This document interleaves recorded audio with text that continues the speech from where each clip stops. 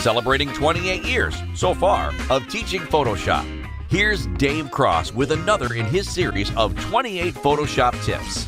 Here's tip number 11 in my series, and it's a really interesting one. It's allowing us to capture color from anywhere using the color picker, and it really means anywhere. If you can see it on your computer, you can grab the color from there. So here's how it works.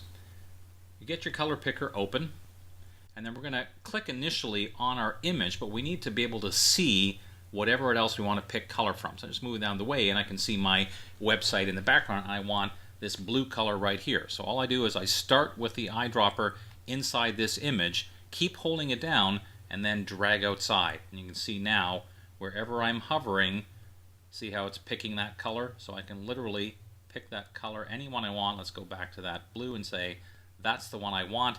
Then I click OK. I've got that color available to me in my color picker, and if I want to, I could even add it to my swatches panel if I need it for future use.